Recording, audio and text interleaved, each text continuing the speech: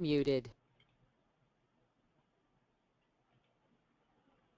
Okay, I will hand this over now to Brian LaCroix. Enjoy your webinar.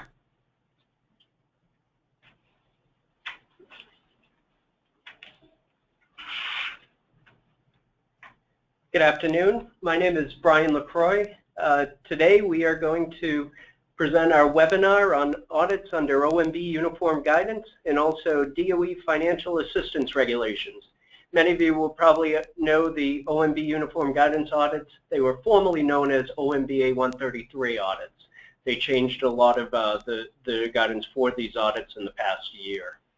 A little bit about the firm. Our Jameson & Company was founded in 1978 by our managing partner's father.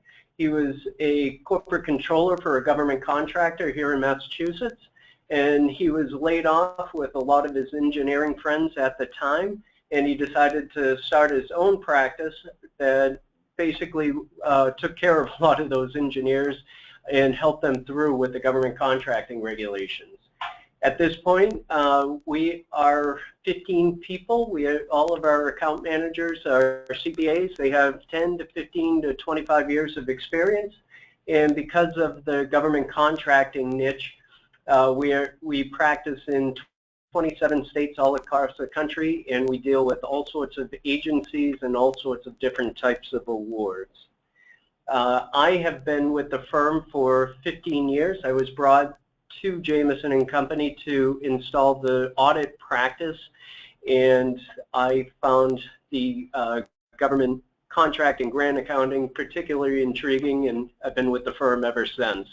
I like to say that most of my days are spent either auditing someone or one of my clients are being audited, and we're defending that client during audit. So to get started, today we're going to talk a little bit about awards that are typically subject to the OMB Uniform Guidance Audit Regulations and also the DOE Financial Assistance Regulations. Then we're going to talk about the audit thresholds. What triggers these audits to have to take place? We can talk a little bit about the audit process, what's going to happen from the time that you pick an auditor all the way through to when the report is submitted to the government. Then we can talk a little bit about what is tested, what you folks have to worry about, what kind of systems you have to have in place in order to pass one of these audits. We'll talk about how audit findings are going to be treated by the government when they do occur, or if they occur. Then we can talk a little bit about an overview of the most common audit findings. We obviously we probably do about 20 of these audits a year, and I would say that we are also on the representation side for another 20, 25 or so. So we'll talk a little bit about what gets most clients a little gummed up. And then we can talk about the changes in the new uniform guidance and how that affects you. And then we can finally talk about how we may be able to help you, and we'll answer any questions that you have. So to get started, let's start by talking about who is required to have an audit.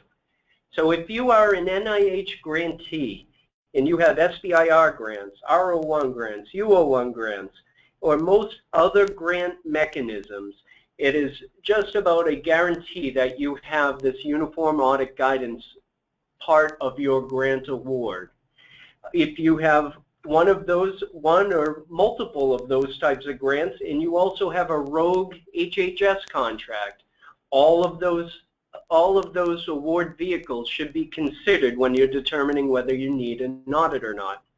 If you have just that one rogue HHS contract, most likely it will not be subject to the uniform guidance requirement. If you're a DOE grantee, if you have SBIR grants, if you have ARPA-E grants, or other co-op agreements, most likely you are going to be subject to the DOE Financial Assistance Regulations, and you'll have to determine whether those grants require an audit or not. We also see this type of audit requirement with a lot of grants and co-op agreements coming from the Army Medical Research Office. And then there are different other types of granting and co-op vehicles that the government awards that are also subject to one of these types of audit mechanisms. Okay, so now you're probably thinking to yourself, I have one of these types of awards. It looks like I'm going to have to get audited. But you should be thinking to yourself, do I need an audit? And the answer is going to be maybe. So let's talk about what triggers one of these audits to take place. It all comes down to the numbers. So if you have spent $750,000 or more in federal funds during your company's fiscal year, this $750,000 includes both direct, indirect, and fixed fee amounts. And it also includes amounts paid to subcontractors.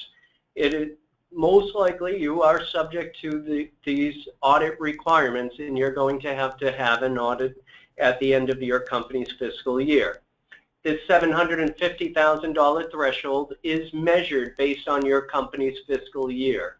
So it doesn't matter what the budget period is on your contracted grant, you have to measure it based on your company's fiscal year. So I get this question all the time. Both DOE and NIH grants have great payment vehicles called the Payment Management System or the ASAP system. And I have clients that ask me all the time, if I only draw $748,000 in federal funds, do I still have to have the audit? And the answer is yes. If you have spent $750,000 or more, or you've earned that much in grant money, just because you haven't drawn it down from one of these systems doesn't mean that it's exempt from audit. So now that we've determined that you do need an audit, what does the process look like? Well, the first thing you're going to have to do is you're going to have to find an independent accounting firm, a CPA firm that does this type of audits. Not all firms do these audits. You'll receive an engagement letter from them that's going to detail the terms and conditions of how the engagement is going to work. And basically this engagement letter has canned wording in it, and it talks about who's responsible for what. So ultimately, the clients at the end of the day are responsible for the financial statement and also the information that's in the financial statement. The auditors are responsible to make an opinion on those numbers. So after the engagement letter is squared away, most likely what will happen next is an audit planning part of the engagement. During this audit planning, the accountant's going to ask you a bunch of questions about the accounting system that you have in place. They're going to how you account for costs for these grants. They're going to ask you a bunch of fraud questions. It's a requirement on any audit that a CPA does. And what the questions aren't really directed at you for fraud, but they ask you questions to determine whether there is potential for fraud and where they should direct their testing if one of those questions comes back in a negative fashion. They will also ask you some questions about the company culture, how the company works from day to day, who's responsible for the accounting transactions, and that determines how much risk they assess to the overall project and how much they have to test or how little they have to test. After the planning part of the engagement takes place, the accountant is going to make selections for testing. Normally for an NIH grantee, you can count on about 60 transactions that are going to be tested. With the NIH audits, the accountant a lot of times will be able to use the same transactions for both internal control testing and also compliance testing. Unfortunately, with the DOE audits, however, the auditor's not able to use those same transactions for both types of testing. So you can count on more than 60 transactions during the course of the audit. After the selections are made, the field work is performed where the auditor is going to look at the underlying documentation for the transactions that are tested. He's going to determine if there are any issues with the charges on the grant. and then he's going to try to resolve those issues or determine if there is a problem that has to be written in the report. After all the field work is completed, the final report is then issued and sent to the agency who's mandating the audit.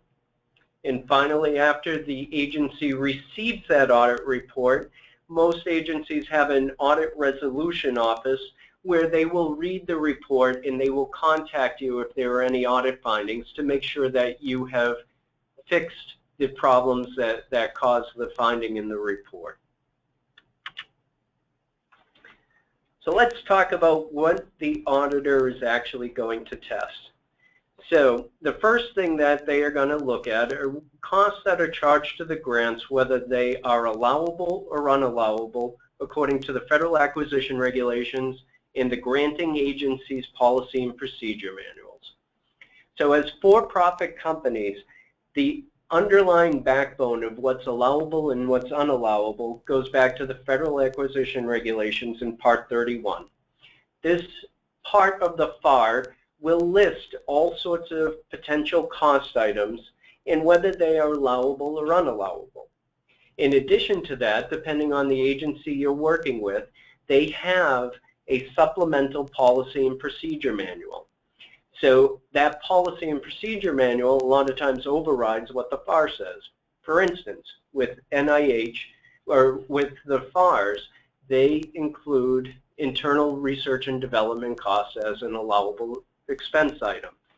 With NIH in their supplemental policy and procedure manual, however, they say that we're not going to pay for it as part of your indirect rates, but you have to put it in the denominator when calculating your rates so it can absorb its proportionate share of the company's indirect costs. So the auditor, when he's going through and testing transactions, he is using all of that information to determine what you charge to the government is fair and reasonable. The next thing that they're going to look at are timekeeping and labor distribution procedures. Now, we get this question probably about 2 times a week from potential clients, and also when we're out doing presentations, it always comes up. Everyone in your organization has to keep timesheets if you want to get their salaries reimbursed under these grants. So whether the charges are direct or indirect, it's all being absorbed by the grant. So that means no matter if it's the receptionist at the front desk or if it's the PhD that's working directly on the grant, everybody has to keep timesheets. In addition to the salaries have to be distributed in the company's general ledger based on the information that's on the timesheets. So, for instance, if you have a person who makes $1,000 a week and you look at their timesheet and 20 hours are charged directly to the grant, and then 20 hours are charged to vacation time for the week, then I would expect to see in the general ledger $500 charge directly to the grant and then $500 charged to vacation time for the week. Also, in addition to that, the timesheets have to be signed by both the employee and the supervisor, and if there are any corrections on the timesheet, they have to be scratched out in pen and initialed by the employee. Of course, because this is 2016, there are automated timekeeping systems, but the concepts are the same. You have to be the employee and the supervisor both have to have password protected signatures in the timekeeping system, and in addition to that, there has to be an audit trail if any corrections are made to the timesheets, and annotations have to be made as to why those corrections have happened. Next is their direct equipment inventory. If you are able to, if you have budgeted items in your grants for direct equipment, those are items that are more than $5,000, then you have to keep an inventory of those items. And the reason for that is you don't have perfect title to the direct equipment. The government reserves the right to grab that equipment back at the end of the grant. So you have to keep a listing of this equipment, so when the auditor comes in, most likely he'll take a sample of several items and say, where is this on the laboratory floor? They'll walk out just to make sure that the equipment exists and that you haven't gone off and sold it. Next, you'll want to make sure you're aware of any salary caps that exist under the grants and the agencies that you're dealing with. For instance, NIH has a salary cap, so that means you can only charge so much in direct labor. Anything above the salary cap becomes an unallowable cost. FFR reporting, as you probably know, on a quarterly basis with the payment management system and also ASAP, you have to submit a report, an FFR report that details all of the spending on these grants, on your individual grants. This FFR report has to reflect the actual spending. One of the common things that I see with the FFR reports is they will make, or clients will make the FFR spending amounts equal to the amounts that were drawn. This is improper. You have to be able to report what's actually been spent on the grant, regardless of how much has been drawn. Next, auditors will look at indirect charges to the grant. We have some folks on the list from DFAS, which is NIH's rate negotiation arm. And these are the folks that you're going to deal with when you have a negotiated rate agreement letter with NIH. So when I'm auditing one of these uniform guidance audits, we take a look at the indirect rates and make sure that the charges for the indirect side of the equation do not exceed any rate agreements that you have with the agency that you're dealing with. In addition to that, a lot of you are probably SBIR grantees and may have taken the 40% maximum indirect rate. That 40% acts as a cap as to your indirect charges on the grant as well. So we take a look at it to make sure that you are not charging in excess of the 40%. So if you look to charge more than the 40%, you have to deal with the folks at DFAS in order to get a negotiated rate agreement letter. In addition to that, DOE doesn't have a rate negotiation arm for the most part, so we would be looking to make sure that the indirect rates on those grants are allowable and reasonable. Next thing that we look at are drawdown procedures from the payment management system or the ASAP system. So a lot of people, we get this question all the time. They'll say, this is fantastic, we have this grant, can I draw down all of the money now? And the answer is no. You can only draw down money that you've earned. So as you spend the money, you are able to draw down money to be reimbursed from the payment management system. We had this one client that was really conservative. They didn't want to draw down a single dime until they were absolutely 100% sure that it was audited and that it was accepted by the federal government. So we went 2 years, got everything audited and squared away, and then he went in to draw down $1.2 million from the payment management system. It set off every bell and whistle in the place, so much so that they were getting calls basically saying that they didn't even have anyone in place to permit that kind of a drawdown. Next thing that we look at is the allowability of rebudgeting grants. So different grants will have different rules as far as how much you can rebudget from one category to another. We look at that to make sure that you have the permissions in place for the amounts that you may have rebudgeted. Most research and development grants will allow for that. The administration folks understand that research doesn't always go by what you predicted, so they allow for some flexibility there. You just have to make sure that the scope of the work stays the same. Next thing we look at is period of performance requirements. So each grant that you receive will say that this is the budget period, this is a project period for the grant. We make sure that the spending stays within that project period. Now, some grants will allow for pre-award charges. We take that into consideration as well. NIH, for instance, allows you to spend money 90 days before the project period begins. Subrecipient monitoring. This is a hot button topic. So in order for subrecipient charges to be allowable, you have to have a subcontract agreement in place with the subrecipient. You are also required to monitor the subcontractor and determine whether they are charging the proper amounts on their part of the grant as well. They are subject to the same cost requirements that you are, and also have to have one of these OMB Uniform Guidance Assistance audits or a DOE assistant audit. Okay? So you are required as the prime grantee to make sure that they are doing what they should be as well. So that you should be inquiring of your subcontractor if they had one of these audits done, and you can request a copy of that audit to make sure there were no improprieties on their end. Consulting costs. Again, consulting costs, in order for it to be allowable, have to be supported with a consulting agreement. The consulting agreement should detail the scope of work that's going to be performed. It should detail the hourly rate that they are going to charge.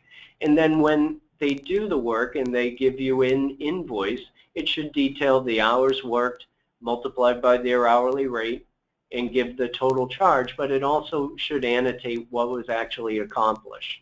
And you should be getting work product if they are an off-site consultant as well. So this is a lot that gets tested during the audit, and it's also a lot that, that you're responsible for to keep straight. Next, let's talk about what happens if things don't go perfectly well. So if there are audit findings, they are typically going to come in two different flavors.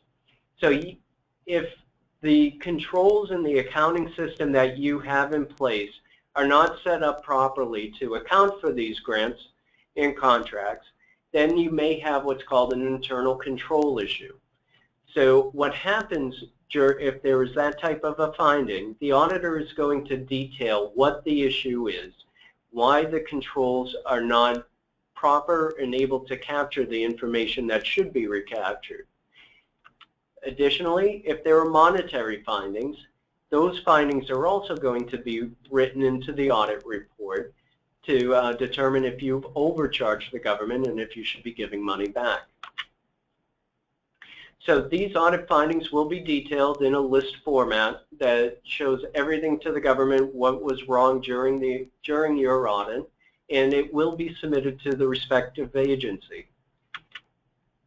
You will have to come up with a corrective action plan for the findings that were in the audit, and you will also have to submit that to your granting agency as well. The folks at the government have an audit resolution office that are going to call you, and they're going to verify that any corrections that should be made have been made, so that way we can avoid having findings in the future. So let's talk about what the most common audit findings are.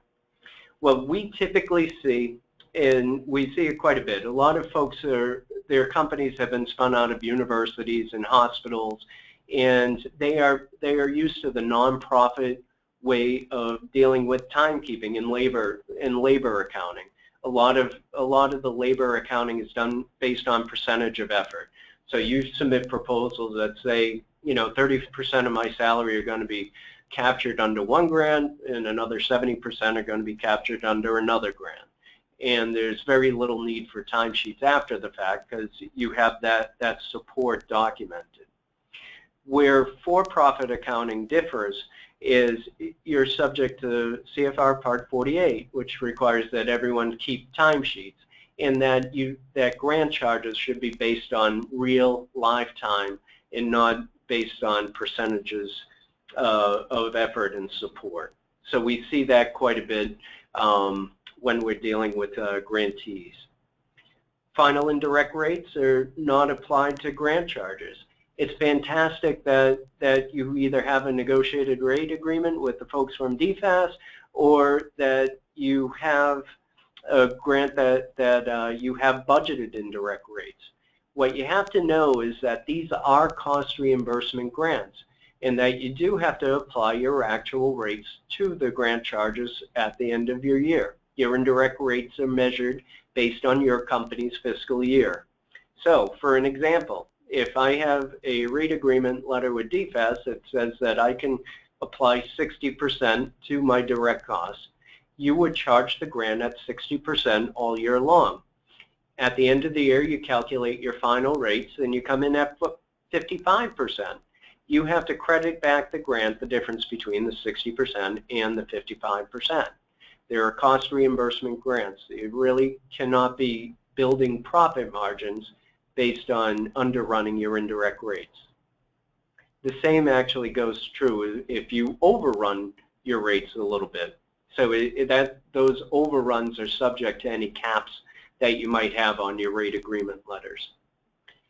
We see that foreign costs charged to SBIR grants are sometimes charged as allowable. As you know, the SBIR program is an American program. All the rules with the SBIR program strongly encourage that you only charge items to the grant that are for U.S. services and U.S. products. So obviously you have to make your best effort with material. Sometimes you're not going to be able to buy certain materials within the U.S. itself, and that you have to go outside the U.S. As long as you document that you made that effort, it's fine. Foreign consultants, however, are unallowable. In order for it to be an allowable cost, the consultants do have to be working in the U.S. Same with subcontracting costs.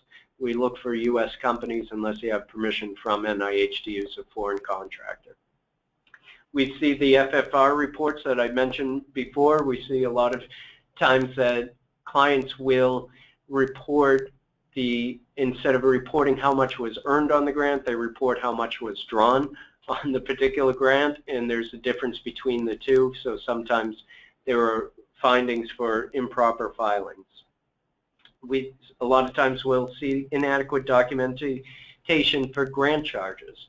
So like I said before, consultants and subcontract agreements have to be in place in order for those costs to be allowable.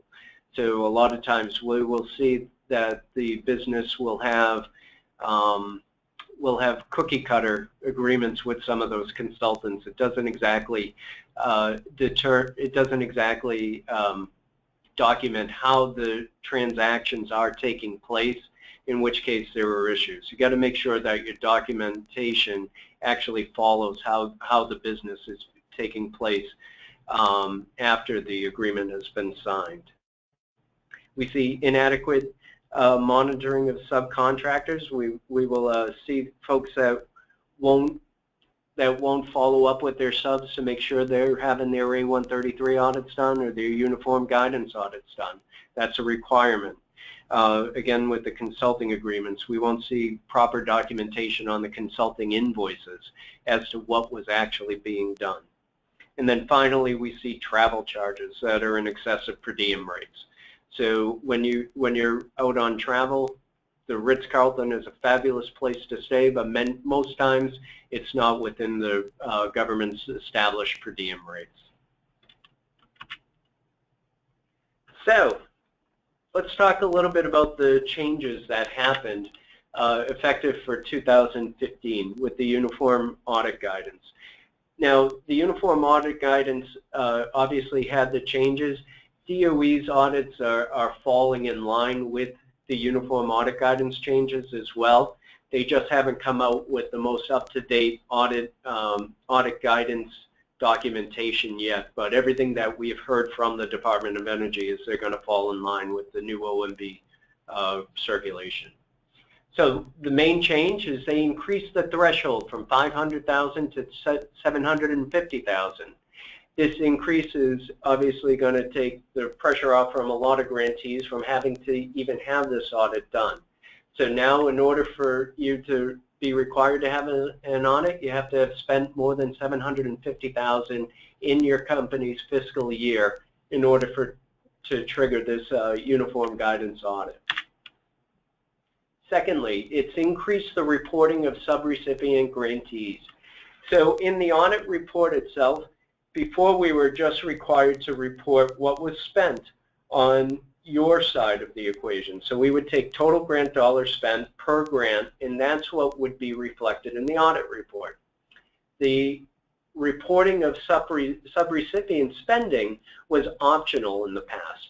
Now you have to report how much is being spent on subrecipient charges. There were changes in determination of Type A versus Type B programs. This is more along the lines, the OMB A133 audits and the Uniform Guidance Audits were really written for universities, hospitals, and for the government agencies. They do force the same audit requirements to for-profit grantees as well. When you do a larger audit under the Uniform Guidance, you're supposed to take a look at all the grants, whether it's a research grant or a construction grant or a different type of grant vehicle, and you're supposed to divide it by Type A and Type B programs. Type A being the more risky, Type B being the less risky, and the less audit work has to be done with them. For the most part, for-profit grantees, these are research and development grants that are clustered together, and they are audited as Type A programs, in essence. So this shouldn't affect you too much. This is more on the auditor side. Finally, the question cost limit was increased from $10,000 to $25,000. So, next steps, if we can help you. We obviously do the Uniform Guidance Audits and also the DOE Financial Assistance Audits. We do about 20, 25 of them a year, and like I said, we deal with these all the time. Normally after we finish our incurred cost submissions, we go into this audit season and we do audits for the rest of the year. In addition to that, folks will hire us as well if they don't feel they have the financial capabilities in place. They will also hire us to be part of their financial team, in which case we're putting systems in place so that way you're successful with your audit. Obviously, we can't work on both sides of the equation, so people hire us either to do the audit or to represent them when they get audited. That's why I spend most of my days, like I said, either doing audits or being audited. So now what I'd like to do is we had some folks that were able to send along questions beforehand. I'm going to go through some of those questions for you, and then we'll take some questions from you folks live as well. First question we had, historically the company had both NIH and DoD contracts and grants, and they are wondering what the differences are between an A133 audit and a DCAA audit. Well, the main difference between both of these audits is the A133 audit is performed by an independent public accounting firm. DCAA audits are audits of Department of Defense contracts, and they are performed by the government's audit agency. Both of the audits are essentially testing the same types of items. They are testing whether costs are allowable or unallowable, and whether you're complying with the essence of your contracts and grants. So the substance of the audit is about the same. The difference is who's actually doing the audit. As far as the A133 audits and the Uniform Guidance Audits, you have to pay for those audits as part of your indirect rates, but with the Department of Defense contracts, your government agency that you're dealing with, they pay for DCAA to come out and audit you. Both audits are basically set up to make sure you're in compliance and to make sure you're not overcharging the government grantor or the contract. Next question, we spent right at $750,000. Does that make us required to have an audit? Yes. If you spend $750,000 or more, you are required to have one of these audits. If you spent less than $750,000, you're free to go for the year.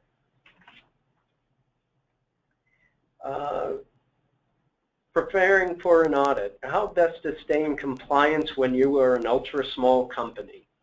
Unfortunately, the regulations are the same whether you are a Raytheon or whether you are a small business working in an incubator. You're subject to the same audit requirements and the documentation in order to make costs allowable versus unallowable. Next question relates to timekeeping that I touched upon. Do employees who work only a portion of their time on a grant and all of that time is deemed indirect, do they still need to complete timesheets? The answer is yes, and the reason is it's important for you to be distributing labor between direct and indirect. That allows the auditor to easily be able to calculate your company's indirect rates, which is also a FAR requirement. So when I have to have the ability to calculate those rates to determine if you are overcharging or undercharging on the indirect side of the equation. Next question is, how do the recent changes affect small businesses? And like we said on a previous slide, most of the changes, the biggest change that affects small businesses would be the dollar threshold. So before, instead of only having to spend $500,000 to trigger the audit, now it's $750,000. So this threshold seems to be going up, I would say, every 5-10 years or so. When I first started, the threshold was actually $300,000. So we're up to $750,000. I don't see it going down anytime soon. And then the last question was about a PI that has a 10-month salary as a PI. Can I use the 2-month salary as indirect charges? You have to only be charging based on what's on the actual timesheet itself. So on the timesheet itself, if 80% of the person's time is being charged directly to the grant, you can charge 80% of his salary to that grant. And if he charges 20% of his time to indirect activities, then 20% is recouped in your indirect funds. But the main key is that the salary has to tie back to an actual timesheet. So that was it for the pre-sent questions. I can take some questions from the audience if anyone has them. If you want to raise your hand, we can take them. Tom, Thorsten Malley, you're on. Oops. Thorsten, are you there?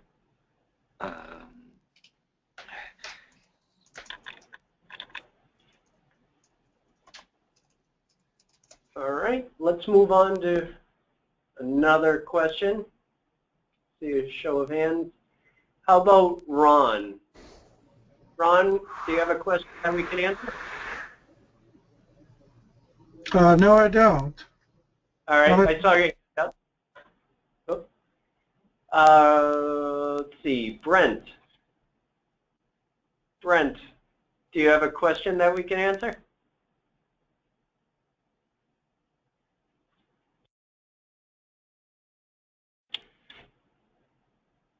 All right.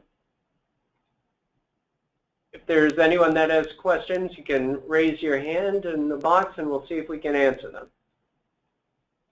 Yep. How about Jonathan Ross?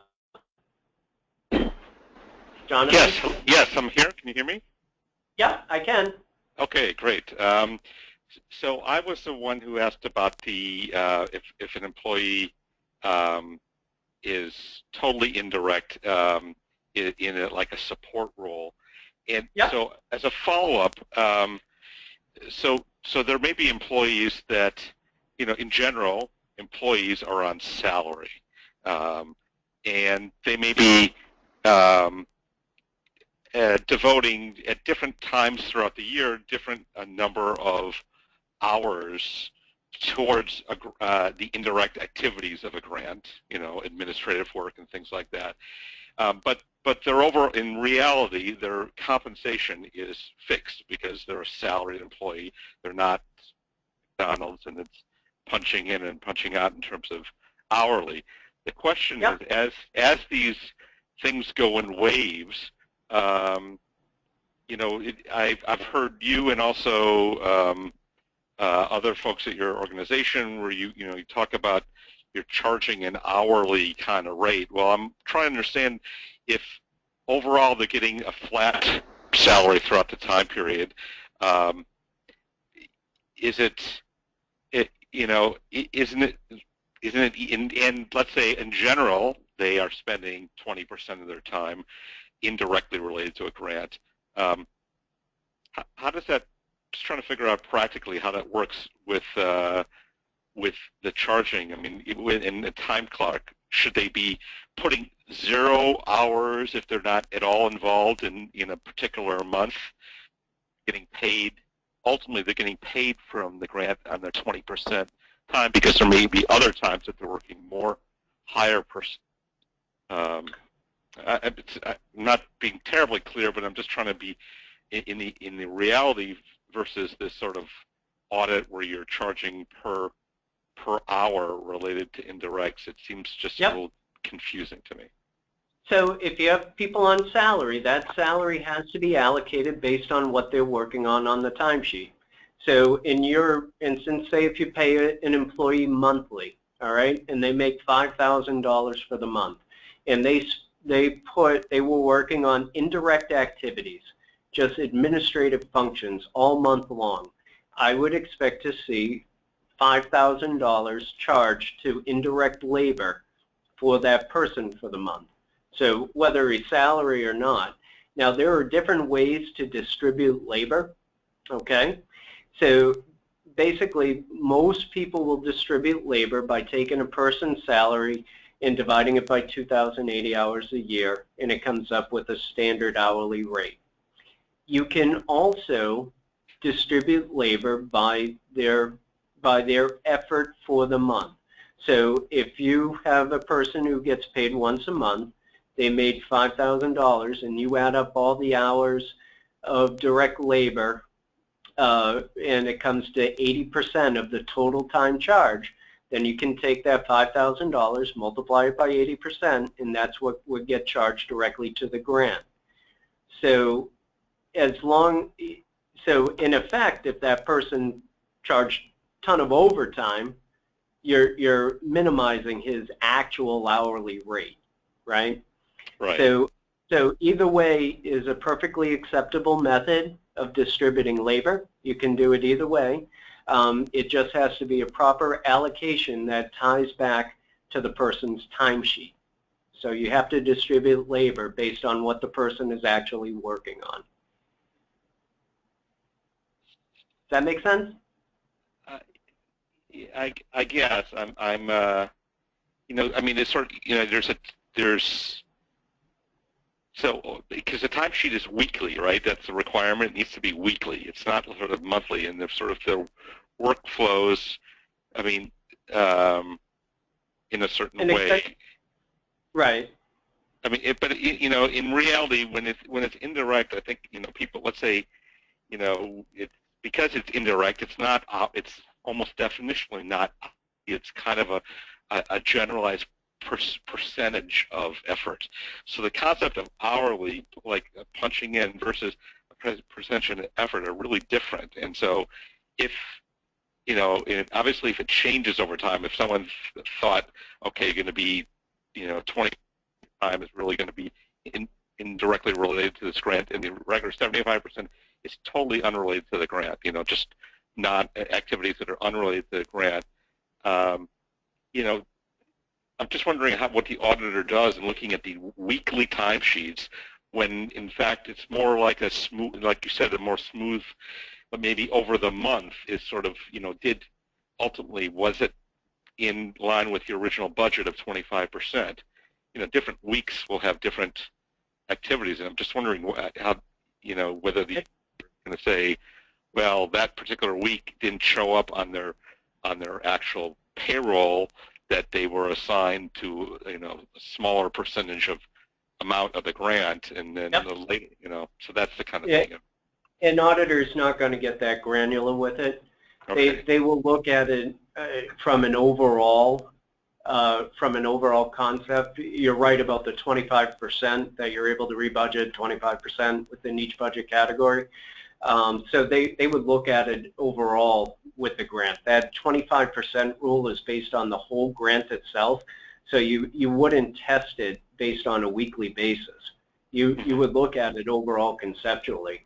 And quite honest, and you're required as a proper timekeeping system that the employee marks what he's actually working on, and they sign that document saying, hey, I swear I worked on this. That's what the auditor is going to rely on. That's a proper timekeeping system.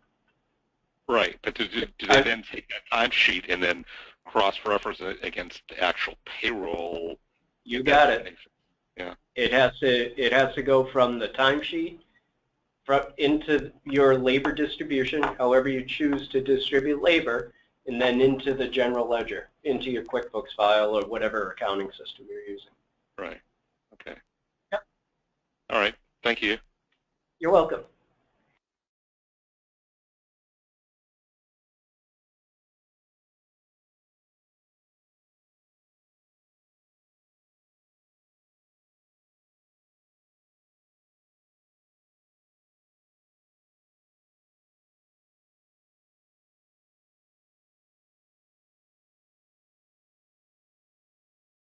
Hi, this is Howie Coffin speaking.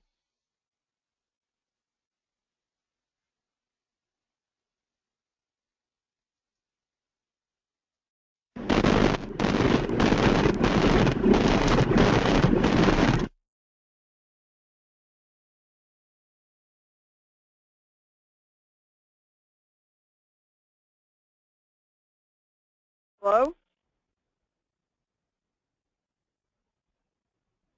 I don't think this is working.